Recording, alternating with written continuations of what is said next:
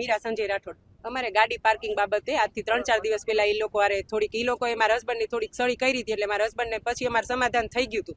પછી સમાધાન કરવા ગયા ત્યારે એને મારી છેડતી કરી, તોય અમે સમાધાન એની યારે કરી લીધું હતું. પછી આજે સવારે અમે લોકો બધા બહાર હતા, મારા ભત્રીજાઓ ઘરે એકલા હતા અને એ 2 દિવસથી અમારા ઘર પાસે આટા મારતો હતો. આજ મારા હસબન્ડ એને પૂછવા ગયા કે ભાઈ મારા બહુ ઘરે એકલા હોય ત્યારે તમે અહીંયા કેમ જાઓ છો, તમારે શું કામ છે? તો સીધા એ લોકો એક યારે 15-20 જણા એની ઉપર તૂટી પડ્યા અને પછી એ લોકોએ આકાશમાં ફાયરિંગ કર્યું. મારા ઘરવાળા ભાગી ગયા ને તો એક જ કે એ લોકોને સખત સજા મળે. અમારા 2 ઘરથી અમૃત રેસિડેન્સીમાં છે, તો અમારા આજીવન તો એનાથી બીબીને તો રહેવાશે. એકને જ ઈજા થઈ, મારા હસબન્ડ એકને નહીં. જ્યારથી ખાર ખાતા મારા હસબન્ડ એક ઉપર જ ખાર ખાતા હતા. સંજય ભીસુંગા રાઠોડ.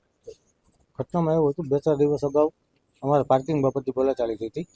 વાતચીત કરવા માટે ઘરનાને મોકલેલા હતા, બરાબર, કે જે કાંઈ હોય એ પૂરું કરી નાખો. તમારા ઘરનાને ગારો દીધી હતી, બરાબર. એ બાબતે અમારે બોલાચાલી થઈ પછી અમારે રાતે સમાધાન થઈ, બીજા દિવસે સમાધાન થઈ ગયું.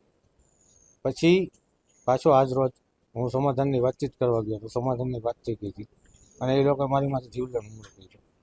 ધોકા, પાઇપ, તલવાર, ફાયરિંગની વાત આવે છે. હું નીકળ્યો પછી મારી માથે એ લોકોએ ફાયરિંગ કરેલું છે. યોગ્ય ન્યાય મળે મને. મારી માથે જીવલેણ હુમલો કરેલો છે અને એ લોકો એવું કહેતા જ હતા કે આને મારી નાખવાને જવાનો હતો. એ લોકો 7-8 જણા હતા. ગોવિંદભાઈ હતા ને જીતુભાઈ હતો.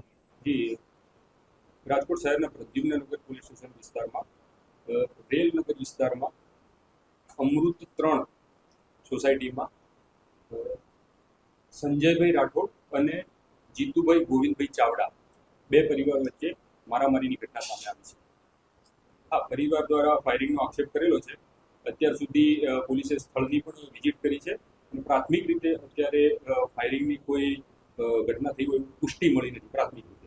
હા, ફરિયાદી જે છે સંજયભાઈ રાઠોડ, જેને ઈજા પહોંચી છે, એની પ્રાથમિક પૂછપરછ કરતા પાર્કિંગની બાબતે બનાવ બનેલો હોય એવું જણાવ્યું.